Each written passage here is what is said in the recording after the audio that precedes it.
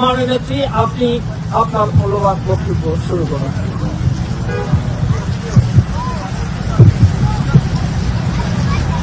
আমি আমাদের প্রবাসী বাঙালি এবং সুইজারল্যান্ড সহ ইউরোপিয়ান আওয়ামী লীগের যত নেতৃবৃন্দ এবং প্রবাসী বাঙালি যারা এখানে উপস্থিত সবাইকে আমার স্বাগত জানাচ্ছি এবং আন্তরিক ধন্যবাদ জানাচ্ছি এই অনুষ্ঠান করার জন্য। আজকে বাংলাদেশ এমন একটা জায়গায় পৌঁছে যাচ্ছে, এই বাংলাদেশটাকে অনেক কষ্ট করে আমরা উন্নয়নশীল দেশের মধ্যে উন্নীত করেছিলাম। আওয়ামী লীগ সরকার আমলে 2009 সাল থেকে 2024 সালের 5 আগস্ট পর্যন্ত গণতান্ত্রিক ধারা অব্যাহত ছিল। আজকে সেই গণতান্ত্রিক ধারা নেই।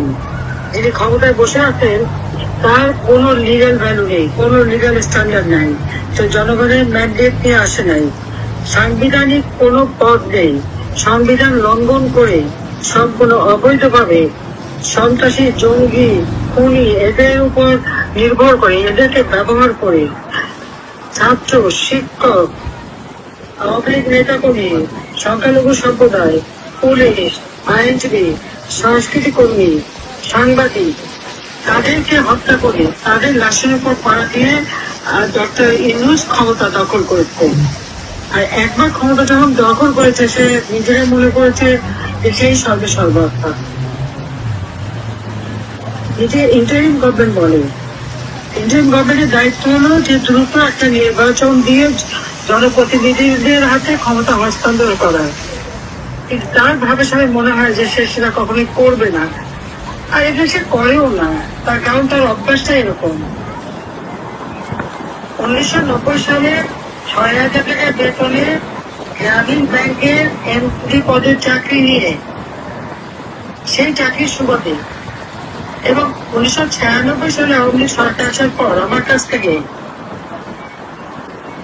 গ্রামীণ টেলিকমিউনিকেশনে যে মোবাইল ফোনের ব্যবসা সে চেয়েছিল, আমি দিয়েছিলাম। গ্রামীণ ব্যাংকে 400 কোটি টাকা দিয়েছিলাম। আমি ভেবেছিলাম এতে গরিবের কিছু উপকার হবে। উপকার তো হয়নি, বরং এগুলো সেই 6,000 টাকা বেতন থেকে এখন বিলিয়ন বিলিয়ন ডলারের মালিক হয়ে গেছে। কিন্তু বাংলাদেশে তার কোনো এতটুকু বিনিয়োগ নেই, এমনকি গ্রামীণ ব্যাংকেও সে কোনো বিনিয়োগ করেনি। আর আজকে ক্ষমতা দখল করে প্রথমে এসেই সে যেসব ব্যবসা হাতিয়ে দিল সেটা হলো ম্যান পাওয়ারের ব্যবসা, ডিজিটাল ওয়ালেট ব্যবসা, ইউনিভার্সিটি নির্মাণের ব্যবসা, স্বাস্থ্য হাসপাতাল অর্থাৎ মেডিকেল হাসপাতাল নির্মাণের ব্যবসা এবং নানা ধরনের ব্যবসা সে হাতিয়ে নিয়েছে। আগস্ট মাসে ক্ষমতা দখল করার পর থেকে বাংলাদেশ যে সমস্ত জায়গা থেকে যত ঋণ নিয়েছে একটা টাকা পরিশোধ করেনি, কোনো বিল পরিশোধ করেনি। 7-8 মাস পরে বাজেটের আগে যখন বিলগুলি পরিশোধ করে ওটা আমাদের উপর দোষ দিয়েছে। অর্থাৎ আওয়ামী লীগ সরকারের থাকতে কোনো সময় আমরা কিন্তু ঋণ খেলাপি হইনি বা আমরা কোনো বিল বকেয়া রাখতাম না। আমাদের ঋণ গ্রহণের যে পার্সেন্টেজ, আমরা জিডিপির 37 থেকে 38% মধ্যেই আমরা ঋণ নিতাম, এর বেশি কখনো আমরা নিইনি। অথচ আইএমএফ বা অন্যান্য সরকার তাদের কথা হচ্ছে 70% পর্যন্ত নেয়, সেটাও ঠিক আছে, কিন্তু আমরা তার নিচে। আমাদের জিডিপি যা আমরা 7.4% উন্নীত করেছিলাম এবং বিশেষ করে এই 2024 সালে 6.7% আমাদের জিডিপি ছিল, আজকে সেই জিডিপি 3% নামিয়ে এনেছে। দারিদ্রের হার 2006 সালে বিএনপি আমার ছিল 41 বার, আমি কমিয়েছিলাম 18.7 আজকে তার প্রায় 24-25% উঠে গেছে, বৃদ্ধি পেয়েছে। অত দরিদ্র, এক্সট্রিম পভার্টি ছিল 25.1%, আমি সেটা কমিয়েছিলাম 5.6%, আজকে সেটা 10%-এর উপরে চলে গেছে। মানুষের মার্কেট ইনকাম কমে যাচ্ছে, জব অপরচুনিটি কমে যাচ্ছে, প্রত্যেক ঘরে বিদ্যুৎ দিয়েছে সেগুলি বন্ধ হয়ে গেছে। মানে সমস্ত টাকা পয়সা লুট। আমাকে সোশ্যাল সেফটি নেটে যে কর্মসূচিগুলি ছিল সেগুলি বন্ধ করে দিয়ে সেই টাকাও সে মেরে দিয়েছে। অথচ আমরা দেখলাম উনি গেলেন গ্রেট ব্রিটেন লন্ডনে একটা মিথ্যা কথা বলে একটা এনজিওর কাছ থেকে একটা পুরস্কার নিল, কিন্তু বললো কিং নাকি পুরস্কার দেবে। তবে দেখলাম না যে কিং করে পুরস্কার দিল। আর সেখানে যে বললোটা কি, ফ্রিডম হাউসে সে বক্তৃতা দিয়েছে, কি বলেছে, জনগণ, বাংলাদেশের জনগণ নাকি ভোটের কিছুই বোঝে না, তারা নাকি নির্বাচন বোঝে না, ভোটাররা নাকি টাকা খেয়ে ভোট দেয়, এবার টাকারও ভোট দেবো। এই কথা বলার অর্থটা কি? আমার দেশের মানুষকে অপমান করা, আমার দেশের মানুষের গণতান্ত্রিক অধিকারে হস্তক্ষেপ করা, তাদের উপর মিথ্যা অপবাদ চাপানো। ডক্টর ইউনূসকে আমি জিজ্ঞাসা করি, তাকে কে এই অধিকার দিয়েছে আমার দেশের মানুষকে অপমান করতে? ডক্টর ইউনূস কি ভুলে গেছে যে বাংলাদেশের মানুষ মুক্তিযুদ্ধ করে বিজয় অর্জন করেছে? জাতির পিতা বঙ্গবন্ধু শেখ মুজিবুর রহমানের নেতৃত্বে এদেশের মানুষ অস্ত্র তুলে নিয়েছে, যুদ্ধ করেছে, বিজয় অর্জন করেছে। বিজয় জাতি আপনার, আর সেই জাতিকে আজকে কোথায় নিয়ে যাচ্ছে? আর বক্তব্যের মধ্যে সব থেকে দুর্ভাগ্য, দেশে আমার দেশের মানুষকে সম্পূর্ণভাবে অবহেলা করে যাচ্ছে। অথচ ট্যাক্স ফাঁকি দেওয়া, অর্থ পাচার করা, শ্রমিকের অর্থ আত্মসাৎ করার কারণে শ্রমিক আদালতে সাজাপ্রাপ্ত আসামি ডক্টর ইউনূস নিজের কোম্পানির শ্রমিকদের অর্থ আত্মসাৎ করে। প্রত্যেকটা শ্রমিক আইনে আছে, প্রত্যেকটা কোম্পানি তার অফিসের 5% শ্রমিককরণে দেবে, সেটা দেয়নি, সেটাও সে লুটে নিয়ে যাচ্ছে। এবং তখন শ্রমিকের দাবি করলো, তাদেরকে ডিসমিস করে দিল, তার মামলা করলো, এবং কোর্টে শ্রমিকরা জিতলো, শ্রম আদালতে ইউনূস কিন্তু হেরে গেছে। গ্রামীণ ব্যাংকের টাকা, টেলিকমিউনিকেশনের টাকা, এই সব টাকা সে আত্মসাৎ করেছে। তার একদিকে যখন এমডি ছিল তখন সে গ্রামীণ ব্যাংকের জন্য ট্যাক্স পেয়াররা যে টাকা দিত, সেই টাকা গ্রামীণ ব্যাংকে না দিয়ে বিভিন্ন কোম্পানি খুলে ব্যবসা শুরু করলো। কিন্তু একটা কোম্পানিরও সে ট্যাক্স দেয় না, নিজেও ট্যাক্স দেয় না। অডিটে সব ধরা পড়েছে, তার বিরুদ্ধে মামলা হয়েছে। প্রায় 1100 কোটি টাকা তার কাছে ট্যাক্স পাওনা, আর ওই কোম্পানিগুলি সব মিলে আরো কয়েক হাজার কোটি টাকা পাওনা, কিন্তু সে 1 পয়সা দেয় না। এমনকি টেলিকমিউনিকেশনের টাকা প্রায় 10,000 কোটি টাকার মতো পাওনা হয়ে গেছে ব্রিটিশদের কাছে, সে কোম্পানির টাকাও সে ফেরত দেয় না। যে লোকটা নিজের দেশে ট্যাক্স ফাঁকি দেয়, অর্থ পাচার করে, শ্রমিকের অর্থ আত্মসাৎ করে, এবং শ্রমিক আদালতে সাজাপ্রাপ্ত আসামি, সে কি করে একটা রাষ্ট্র চালাবে? তার রাষ্ট্র পরিচালনা, তার শক্তির আধার কি? আপনারা জানেন যত রকমের সন্ত্রাসী গ্রুপ আছে, এই গ্রুপগুলি হচ্ছে তার শক্তি। সে সমস্ত বাংলাদেশে এমন একটা অবস্থা সৃষ্টি করেছে যেখানে দেখা যাচ্ছে যে সেই হরকাতুল জিহাদ, লস্করি তৈয়বা, হিজবুত তাহরীর, জামাতে ইসলামী, শিবির সহ এই জঙ্গিদের সবাইকে সে ছেড়ে দিয়েছে। জঙ্গি হামলায় যারা সাজাপ্রাপ্ত আসামি, এমনকি বিজিআরে অর্থাৎ বর্তমানে বিজেপিতে যে বিদ্রোহ হয়েছিল, যারা সেনা অফিসারকে হত্যা করেছিল, সেই খুনি, হত্যাকারী, সমাজের বিভিন্ন অর্থ সন্ত্রাসের সাথে যারা জড়িত, তাদের সবাইকে মুক্তি দিয়েছে।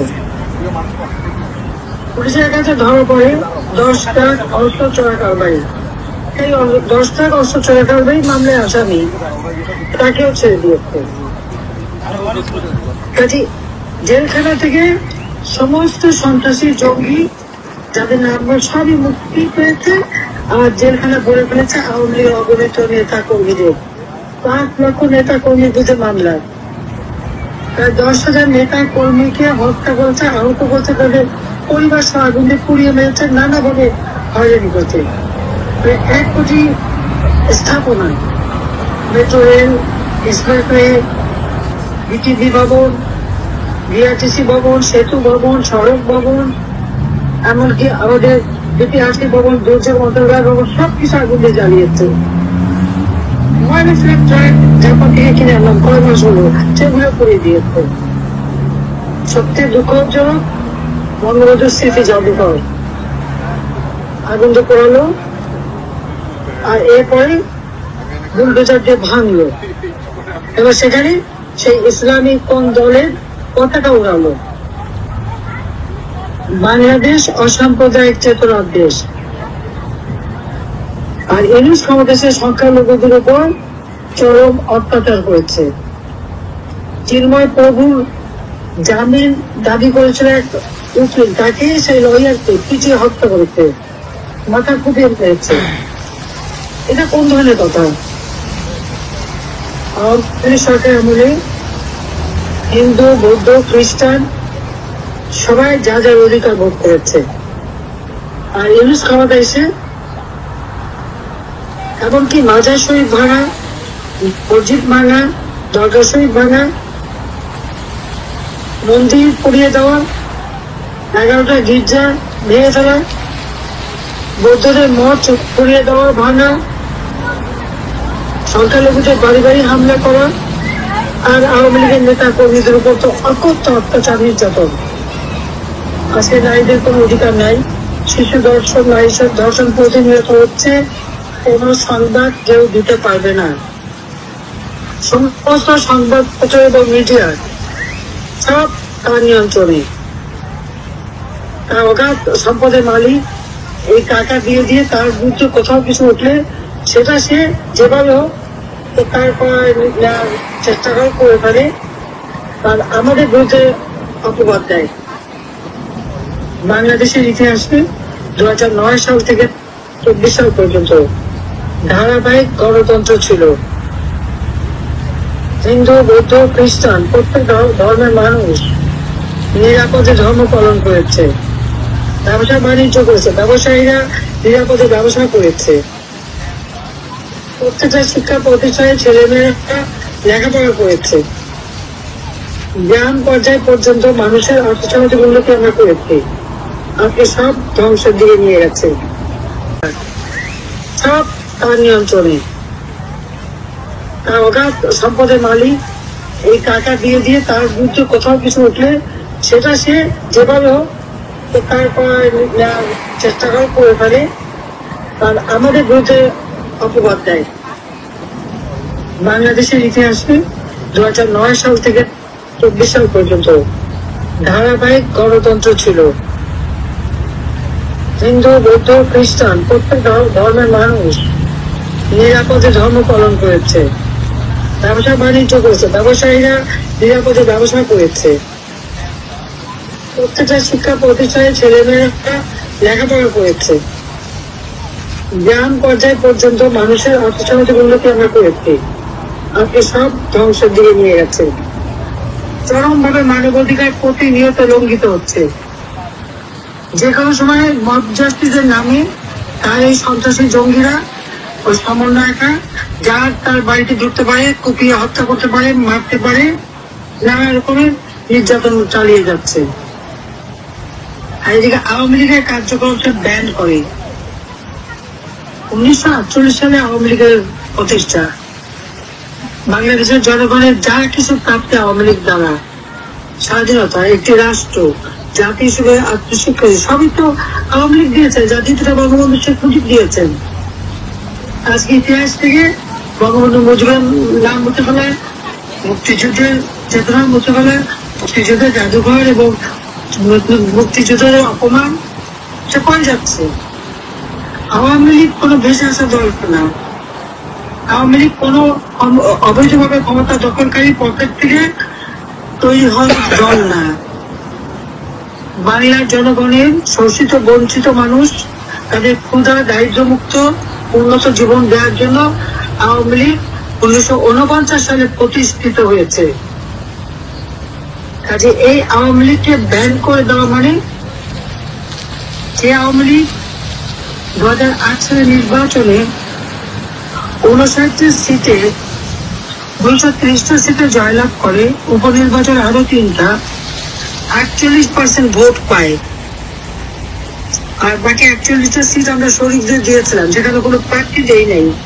যদি আমরা প্রার্থী দিতাম, সেই পার্সেন্টেজ যদি যোগ হতো, তাহলে আমাদের ভোটের পার্সেন্টেজ 55% কাছাকাছি হতো। এখানে গণমানুষের সমর্থন আমাদের প্রতি, তাকে ব্যান করে কিভাবে?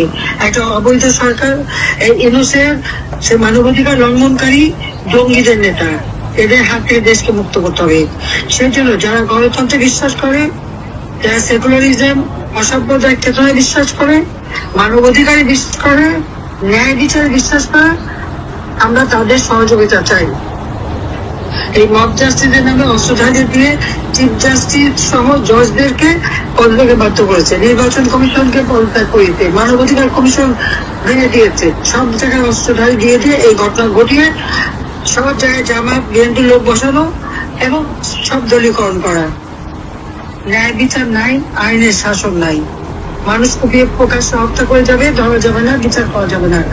15 জুলাই থেকে তাদেরকে দায় মুক্তি দেওয়া হয়েছে। যারা পুলিশ হত্যা করে ঝুলিয়ে রেখেছে, 407টি পুলিশ স্টেশন পুড়িয়ে দিয়েছে, আওয়ামী লীগের নেতা কর্মীদের হত্যা করেছে, সাংবাদিক হত্যা, সাংস্কৃতিক কর্মী হত্যা, আইনজীবী হত্যা করেছে, আজকে তাদের দায় মুক্তি দেওয়া হয়েছে। মেট্রো রেল, এক্সপ্রেসওয়ে এবং বিভিন্ন প্রতিষ্ঠানে আগুন দিয়েছে, সব দায় মুক্তি। তাদের বিরুদ্ধে মামলা হবে না, বিচার হবে না।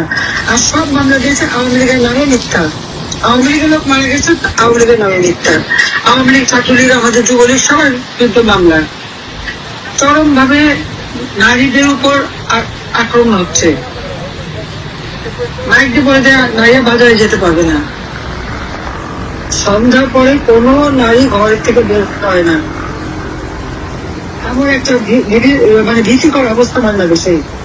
এই দমবন্ধকর পরিবেশ থেকে মুক্তির একটাই পথ হচ্ছে ইউনূসের মজুত দেশদ্রোহের হাত থেকে দেশকে বাঁচানো। মানুষের মানবাধিকার নিশ্চিত করা, ন্যায় বিচার প্রাপ্তি নিশ্চিত করা, শান্তি নিরাপত্তা নিশ্চিত করাই আমাদের দায়িত্ব। আমরা চাই এবং সেভাবে আমরা দেশকে গড়েছিলাম, কিন্তু মাত্র এই 7-8 মাসের মধ্যে সব ধ্বংস করে নিজেরা এখন অর্থ সম্পদের মালিক এবং অর্থের বিষয় দৌড়াচ্ছে। দুর্নীতিবাদ জঙ্গি ইউনূসের হাত থেকে, তার যারা এই জঙ্গি চালাচামুটা, তাদের হাত থেকে দেশকে রক্ষা করার জন্য সবাইকে ঐক্যবদ্ধ আমি আহ্বান জানাচ্ছি। এবং আমরা চাই আন্তর্জাতিক সংস্থাও বাংলাদেশের সঠিক অবস্থাটা জানুক। সঠিক তথ্য নেই। জাতিসংঘ যে রিপোর্ট দিয়েছে, প্রথম রিপোর্টটা তো ফরমাইশি, যে 6 নম্বর অধ্যায়, সেটা ইউনূস ব্যান করে রেখেছে। সেটা কেন ব্যান করলো? জাতিসংঘ জিজ্ঞেস করলো না কেন? আমার সেখানে একটা প্রশ্ন, সেটা তারা দেখলো না কেন? পরীক্ষা করলো না কেন? সবাই মতামত না নিয়ে একটা রিপোর্ট দিল কেন? যাও, আমি সবাইকে ধন্যবাদ জানাই। এই গরমের মধ্যে সবাই দাঁড়িয়েছেন এবং সকলে আজকে যে উদ্যোগ নিয়েছেন সেই জন্য সবাইকে আমার আন্তরিক ধন্যবাদ জানাই। ইনশাআল্লাহ এই মেঘ কেটে যাবে, আবার নতুন সূর্য উদিত হবে, বাংলাদেশ আবার উন্নয়নের উচ্চশিখরে উন্নীত হবে। জয় বাংলা, জয় বঙ্গবন্ধু, বাংলাদেশ চৌধুরী, খোদা হাফেজ। জয় বাংলা, জয় বাংলা, জয় বঙ্গবন্ধু, জয় বঙ্গবন্ধু। মুজিব তোমায় স্মরণে, ভয় করি না মরণে, ভয় করি না মরণে। মুজিব তোমায় স্মরণে, তুমি কে আমি কে, বাঙালি বাঙালি, বাঙালি বাঙালি, তুমি কে আমি কে। জয় বাংলা, জয় বঙ্গবন্ধু, জয় শেখ হাসিনা, জয় শেখ হাসিনা। একটি তুমি এগিয়ে চলো, আমরা আছি তোমার সাথে। একটি তোমার ভয় নাই, রাজপথ ছাড়ি নাই, রাজপথ ছাড়ি নাই। একটি তোমার ভয় মাননীয় নেত্রী, সর্ব ইউরোপিয়ান আওয়ামী লীগের পক্ষ থেকে, সুইজারল্যান্ড আওয়ামী লীগের পক্ষ থেকে আপনাকে অসংখ্য ধন্যবাদ ও কৃতজ্ঞতা জানাই।